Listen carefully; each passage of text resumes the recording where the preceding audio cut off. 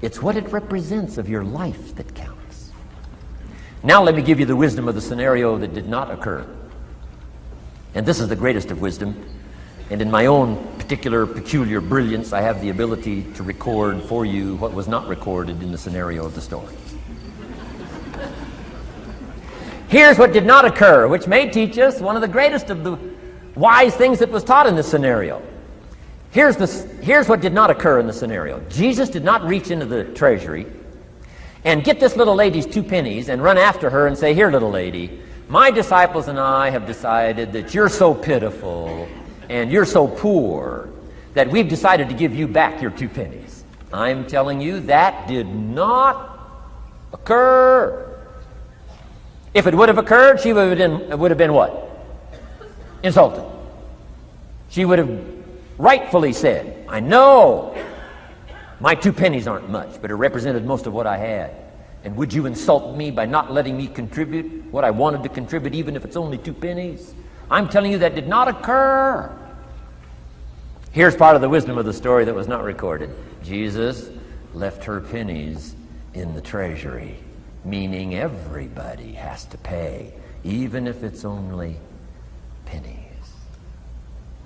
That's the key. And whether you start with pennies or whether you start with dollars or whether you start with nothing, remember, part of the scenario is to spend, of course. Part of the scenario is to invest, and part of the scenario is to show a profit, and part of the scenario is to help take care of people who can't take care of themselves. If you'll set up your own philosophy, I'm not asking you to buy my philosophy. I'm not asking you to adopt my numbers. I'm only wanting to provoke you to think, for you to come up with a splendid economic philosophy that's got you up early and got you up late, has got you thinking and pondering ways to use your resources and turn it into the dreams you want for the future. And that's my little story on financial independence. Okay. Here's the next to the last subject, communication. How to affect other people with words. I've got just a little 4-point program here for you to consider. The whole expanded version now, 3 days, right? 3 days of all this is in that package that you're taking home. So this is called an abbreviated version of all the rest, this 1 day, video day. 4 steps to good communication. Here's number 1, first of all, words can work miracles. That's why communication is so important. Words can work miracles. Words are powerful. Words are almost godlike. In fact, ancient script says the Word was God. God was the Word. Wow, words and God. I said to my Israeli audience last year, in the beginning, the story of creation is unique. It says, in the beginning, Jehovah God spoke and said what? Got some students here, I'm sure. In the beginning, Jehovah God spoke and said what? Let there be light. And what? There was light. Wow! Wow! It looks like words create light. Is that possible? I'm telling you it's possible. Humans can get pretty close. What if somebody can't possibly see how they could do well, how they could become successful, how they could transform their lives and their health, their future, and their finances, spiritually, and every other way? They can't see, and you come along and share your story, and maybe borrow some other stories. And by the time you get through with a good presentation to this person, they say, now I can see. Before you got here, I was blind. I was in the dark. And while you were talking, some things dawned on me.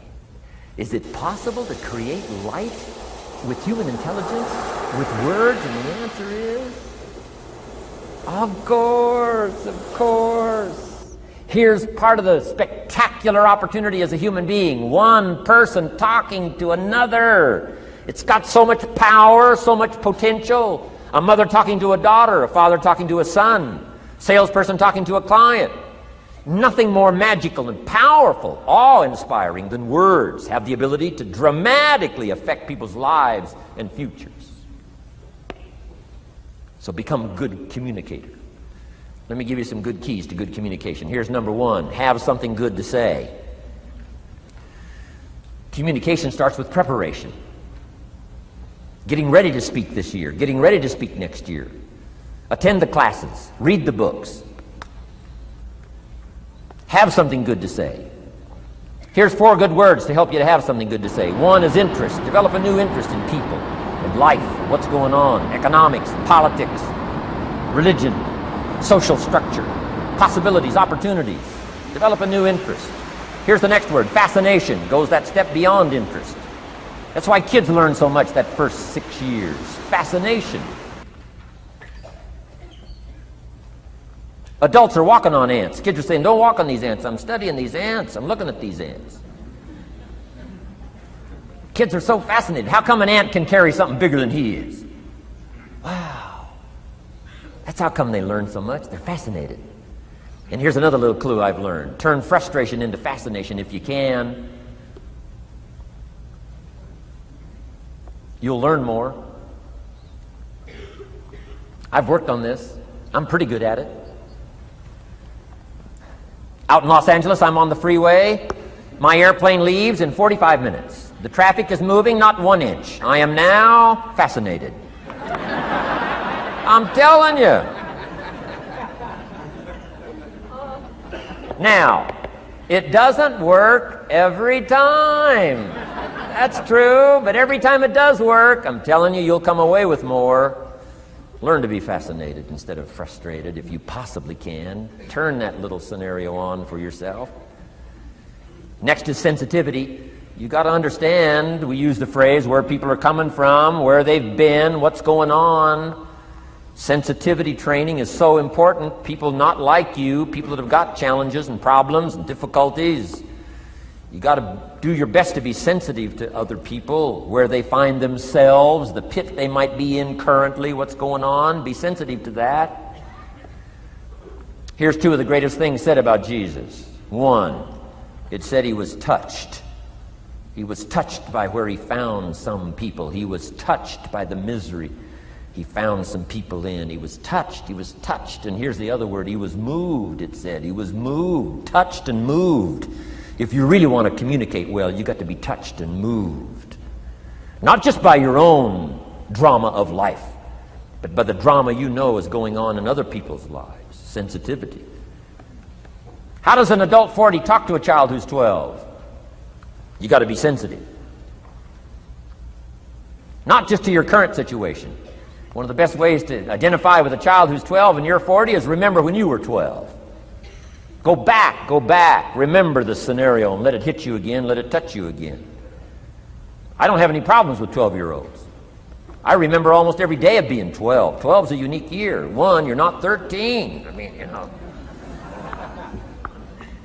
If I heard it once, I heard it 100 times. Of course you can't go, you're not a teenager. Wow, I can't wait for this year to be finished. Remember, that's part of sensitivity. Remember. Apostle. One who became an apostle, leader of the Christians, was once Saul from Tarsus, hater and killer of the Christians. After he was converted, became a leader, became Paul apostle, revered. Why was he so effective in his language, in his ability to touch people with his words and with his presence? If you read part of the scenario of his history, he gave an account of his own life and said, here's why I think I'm so effective. I remember the pit I came from. Sure, they call me apostle, but I used to kill these Christians, and I never forget that. If I want to get in touch with other people's difficulty, I got to remember my own difficulty. Let it hurt again. That's what makes a good performance. A good actor, a good actress. The emotion close to the surface from the remembrance of things past. And then well-chosen words delivered with emotion. Powerful. The last word is knowledge. You just got to go through exercises like this. Take the notes. Work hard. Roll up your sleeves. Go to work. Gather the knowledge in journals. Gather the knowledge in notebooks. Gather the knowledge in a library and cassettes and videos and every other means. Gather knowledge. Don't be lazy in learning. A major part of communication is preparation. Now here's the next part of good communication. Say it well. 1 is having something good to say. Number 2 is saying it well. Let me give you a quick list on saying it well. Number one, sincerity. Best place to start if you want to communicate well is let your sincerity show. Next is repetition, the mother of skill. I've been at this 33 years. Somebody says, well, you give a pretty good seminar. I should. 33 years? 33 years. Repetition. Next, brevity. Sometimes you don't need many words if you're totally sincere, I'm telling you. Jesus' presentation in gathering up his team called disciples was fairly short. He just walked around the countryside, took a look at somebody and said, you follow me. That's brief. I mean, that's short. Now, why could he get by with such few words? And this takes care of a lot that I've tried to share with you today called personal development. Here's why I think Jesus could get by with such few words. For all that he was, that he didn't have to say. Take that scenario home. For all that I am, that I don't have to say.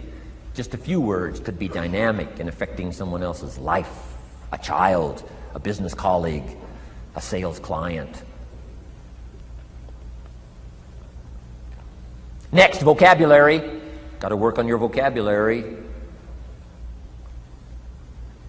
Some of my friends took a survey among prisoners working on some rehabilitation program. They weren't particularly looking for this, but here's what they found. There's definitely a relationship between vocabulary and behavior.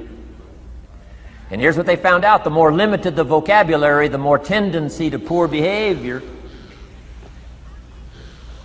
And when you think about it for a while, it makes sense. Words are a way of seeing. And if you don't have a good vocabulary, you can't see very well. Can you imagine the mistakes in judgment when you can't see very well? Next, words are a way of expressing what's going on in your head, what's going on in your heart. What if you can't see well and you can't express well? You can imagine the tragic scenario of 5 years of that, 10 years of that, 20 years of that showing no improvement. Behavior now becomes a major problem. And that person's world gets smaller and smaller and smaller. Why? They can't see and they can't express. And finally, they don't need much bigger place than a 10 by 12 cell. Their world is so small anyway, don't need much bigger place. I'm asking you to stretch your vocabulary. I used to put words up on a 3 by 5 card. I drove a lot back in those days, but at the end of the day, I'd mastered 2 or 3 words. My oldest daughter, Linda, with my grandkids, starts the day with what's called the word for the day. She writes it on a chalkboard, the word for the day.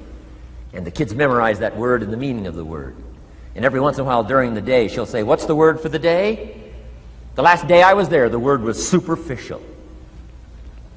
Natalie's 4, Nathaniel's 5. And several times during that day, Linda, my daughter, would say, what's the word for the day? Natalie would say, superficial. And she would say, Nathaniel, what does that mean? On the surface. Several times during the day. What's the word for the day? Superficial. What does it mean? On the surface. If you were to ask my grandkids, the last time Grandpa was here, what was the word for the day? I'll bet you they'd probably know. Superficial. On the surface. Word for the day. Why not learn a word a day? Why not add to your vocabulary so you can see more, see better, and express better? Put out in words what's in your heart, what's in your soul, what's in your mind. It's important. So say it well. Here's number 3.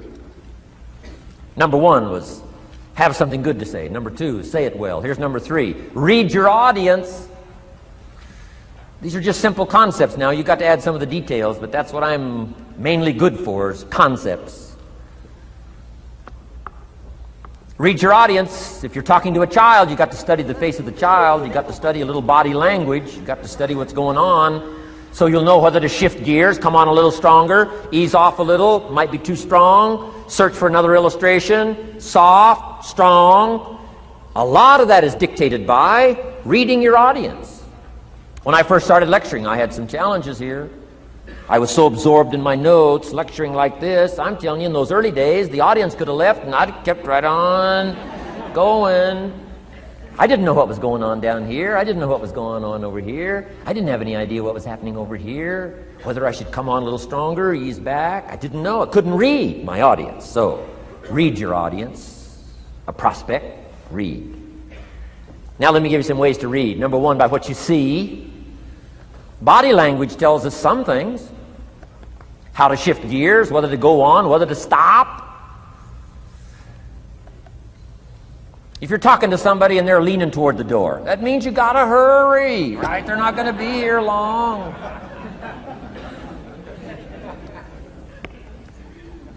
Body language. Guy's got his arms folded, chin tucked down. You got your work cut out for you. You're gonna have to reach deep in your bag. Find some extraordinary stories. This one's not gonna be easy. What tells you that? Reading what you see. Here's the next one. Read what you hear. You've got to read a child's impatience. Kids don't mind telling you whether they're bored or impatient. Kids' attention span is short. Doesn't last long. You've got to get it said. You start talking to a child, 30 seconds they say, how long is this going to take? Whoa. Read. Listen. Listen for the response. Now you'll know whether to shift gears, change your language, find a new illustration, soften, stronger. Read your audience. Read what you see, read what you hear. And here's one of the most important. Read what you feel.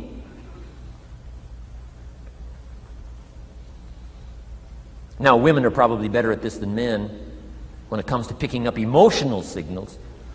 Men, they can see, and men, they can hear, but it takes a little training for a man to pick up those emotional signals that are so important so you don't say the wrong stuff. Because it's so easy to make a mistake in language. What if you meant to say to someone you care about?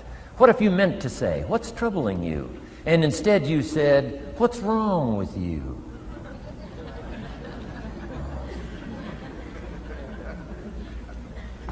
Communication. So read the emotional signals. If we could learn from the women on this emotion. Women have this uncanny antenna picking up this stuff. Woman says, doesn't feel right. I mean, what does that mean? It doesn't feel right. It doesn't feel right. Whoa. Women have got it though. Seems to be built in. Especially danger. Women pick it up quicker than men. It's built in, I think.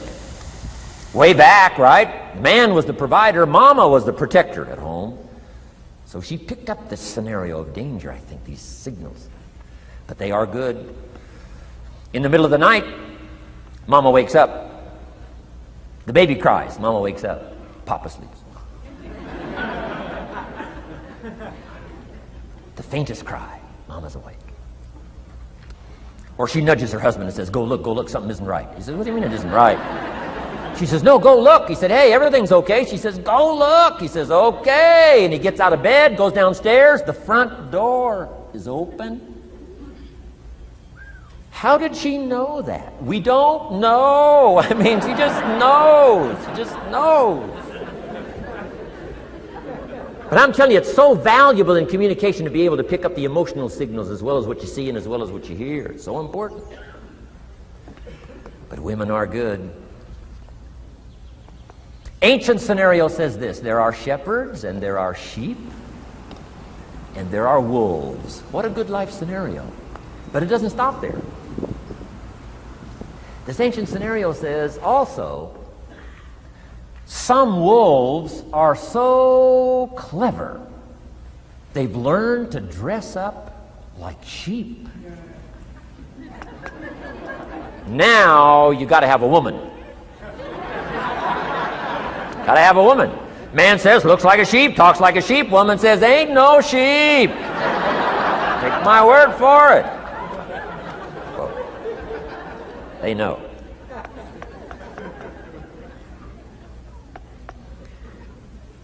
Read. Pick up the signals. Don't ignore the signals.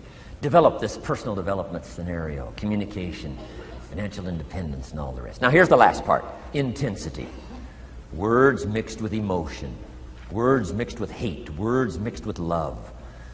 Words mixed with faith. Words mixed with courage. That's what's powerful. Words have a certain effect, but words loaded with emotion have an incredible effect. If I had a little straight pin, a guy buys a shirt, it's got all these little pins in it.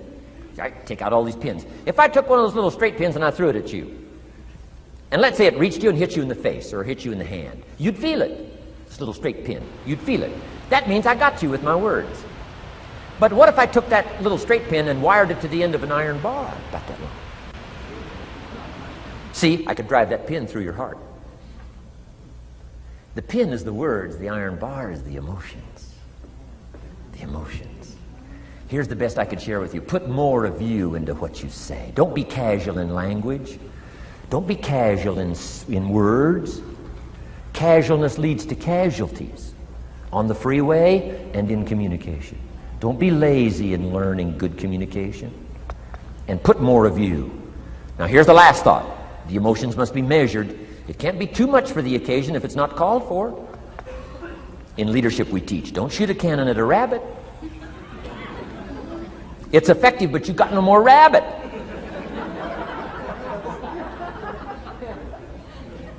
So here's some of the most powerful scenario in communication. Here it is. Well-chosen words mixed with measured emotion. The basis of affecting people with good communication. Well-chosen words mixed with measured emotion. And one last point on communication. The more you care, the stronger you can be. The more you care as a mother, the stronger you can be with your children. The more you care as a father, the stronger you can be. The more you care as a leader, the stronger you can be in helping to solve problems, getting on somebody's case. The more you care. But you got to care. I don't mind a minister consigning my soul to hell fire for my sinful ways. I don't mind that. If he believes it, I don't mind him consigning my soul to hellfire for my sinful ways, as long as he does it with tears and not with joy. If you're going to preach a message on hellfire and consign people to hell's fire, you got to cry and sob your way through a sermon on hellfire. We would all dismiss as a performance a dry-eyed sermon on hellfire. You can't legitimately preach hellfire unless your heart breaks. Otherwise, it's a performance. Otherwise, we could all dismiss it. Why? The heart's not there. There are some conversations that don't make sense unless they're accompanied by tears. It doesn't mean anything unless it's accompanied by a broken heart. Learn measured emotions. Remember, draw from well-chosen words, expanded vocabulary. Be interested and fascinated. Pull all this together. I'm telling you, your ability to touch other people will grow day by day, week by week, month by month, year by year. Here's my last subject. It comes in two parts. First is the negative part. And I got just a couple of tips for you on negative. There wouldn't be positive without negative. It's part of the life scenario. Ancient script says it best. There's a time to laugh. And once you've learned to laugh, just keep on laughing. No. Just get another positive book. No. There's a time to laugh, what? And a time to cry. And you've got to become so sophisticated and so well educated that you don't laugh when it's time to cry. And you've also got to learn to cry well. How are you going to identify with some people if you don't cry with them? It's very important. The negative side is very important. Negative thinking. I teach kids, and you'll find it on those cassettes, the ant philosophy. Let me just give you the quick scenario on the ant philosophy. Number one, ants Never quit. What a good philosophy. If they're going somewhere, you stop them, guess what? They'll look for another way. How long will they look? Till they find it, or till they die. What a great philosophy. But here's number 2. I can't give them all to you, but here's number 2. Ants think winter all summer. You've at least got to be that bright. You can't think summer all summer. You got to do some winter thinking in the summer. You say, well, the sky is blue, the clouds are fleecy. You can't be faked out by that. Ancient story says, don't build your house on the sand in the summer. Why would we be cautioned not to build our house on the sand in the summer? Because it's easy to get faked out. So what should you do during the summer? Think winter. Think storm. That'll drive you to find a rock in the summer when the sky is blue. Key, negative is normal. You got to handle it. You can't dismiss it. It's part of the life scenario, like your white corpuscles we talked about earlier. So don't ignore it. Let it be part of the scenario. Here's the key. Learn to master it.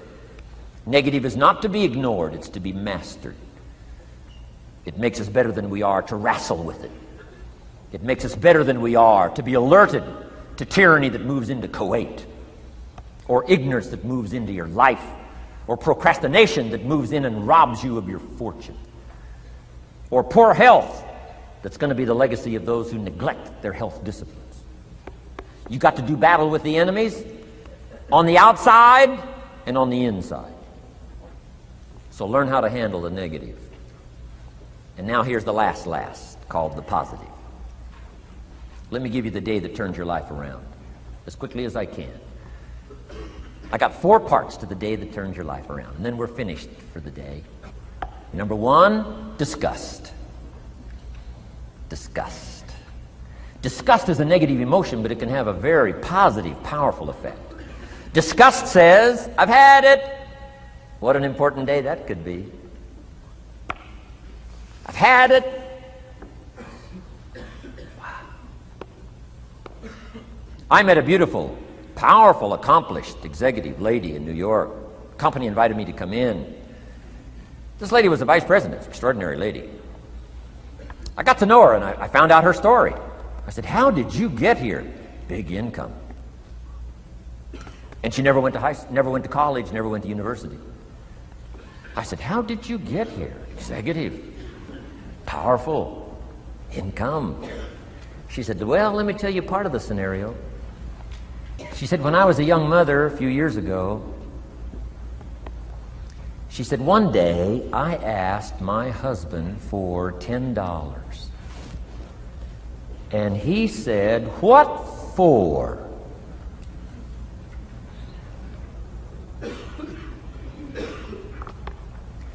She said, before that day was over, I decided I would never, ever ask again.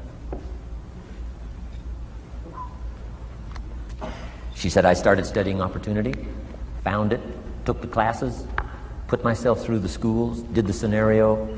Now I'm vice president. I make a lot of money. And she said, I kept my promise. I've never, ever had to ask again. It's called a life-changing day. The day you say, enough is enough. Now, if you can add an act to your disgust, it helps. A man takes a shotgun to his car, blows out every window, destroys every tire, puts 100 rounds in it, and says, I've driven this embarrassing thing for the last time. And then he saves it. He saves it. And later when somebody says, how did you become rich and powerful? He says, let me show you this car. One day I'd had it up to here, I blew it to smithereens. Enough is enough. Powerful. Here's the last 3. Next is decision. Decision making is a life-changing day. If you went home today and in the next few days cleaned up a list of decisions, it could furnish enough inspiration for the next 5 years, 10 years. What an inspiring day, the day you can bring yourself to decide. And here's the 3rd one, desire, wanting to bad enough. Who knows the mystery of that? We don't know. But here's something I do know. Sometimes desire waits for a trigger. waits for something to happen. Who knows what the happening may be? A song, the lyrics, a movie, the dialogue, a seminar, a sermon, a book, an experience, confrontation with an enemy, a conversation with a friend who finally levels with you. Whatever the experience it is, it's so valuable. And here's my best advice. Welcome all experiences. You never know which one is going to turn everything on. Don't put up the walls. The same wall that keeps out disappointment keeps out happiness. Take down the walls. Go for the experience. Let it teach you. And here's the last one. Resolve. Resolve says I will. Two of the most powerful words in the language. Benjamin Disraeli said, nothing can resist a human will that will stake its existence on its purpose. Shortly put, I'll do it or die. Best definition of resolve I got from a little junior high girl, Foster City, California. I'm going through some words one day. I got to this one and I asked the kids, who can tell me what resolve means? Some didn't know, some tried. Interesting. The last one was the best. Little girl about 3 rows back, she said, I think I know, Mr. Rohn. I said, what? She said, I think resolve means promising yourself you will never give up. I said, that's the best I've ever heard. She's probably giving seminars somewhere today, right? I mean, that's the best I've heard. I asked the kids, how long should a baby try to learn how to walk? How long would you give your average baby? Before you say, hey, enough's enough. No. Any mother in the world would say, you're crazy. My baby is going to keep trying what? Until. What a magic word. I want you to write it down. Until. Promise yourself you'll read the books until your skills change. You'll go to seminars until you get a handle on it. You'll listen to it until it makes sense. You'll go for it until you understand it. You'll practice it until you develop the skill. Never give up until. However long that is. Step by step, piece by piece, book by book, word by word, apple by apple. Walk around the block, walk around the block. Go for it. Don't miss the chance to grow. And resolve that you'll pay the price until you learn, change, grow, become. Then you'll discover some of life's best treasures when you pay that price. Now here's my last word to you.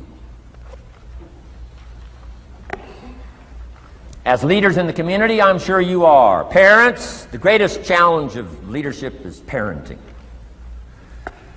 Whether you're in sales or management, wherever I've found you today, I want to give you, from my heart to you, what I wished you would do from this seminar today. And if I've inspired you to do this part here, among all the other things I've talked about, I would have considered it worthwhile to leave my family, fly away from my home, drop down into Fort Worth, Dallas, and spend one of my very precious days with you. If I can accomplish this, it'll all be worthwhile. It comes in two parts, and here it is. One, learn to help people with their lives, not just their jobs. Learn to help people with their lives, not just their skills on the job. Touch people with a book, touch people with a poem, touch people with some words. Don't fail to say something that could be meaningful. Help people with their lives, help them set their goals. Help them with their dreams, help them with the future, help them with errors, help them with mistakes. Help people. Help your kids not just get along, not just hang in there, not just try to hold the family together. Try to build lives with communication, build lives with setting goals. Help your kids with their lives, not just their homework, their lives. And here's my last one for you personally, because I'm probably one of the best examples of this standing before you in this auditorium today. Here it is. Ancient script says, if you work on your gifts, they will make room for you. If you work on your gifts, they will make room for you. Wow. Look where my gifts have brought me today, to this room. A chance to invest in this many lives.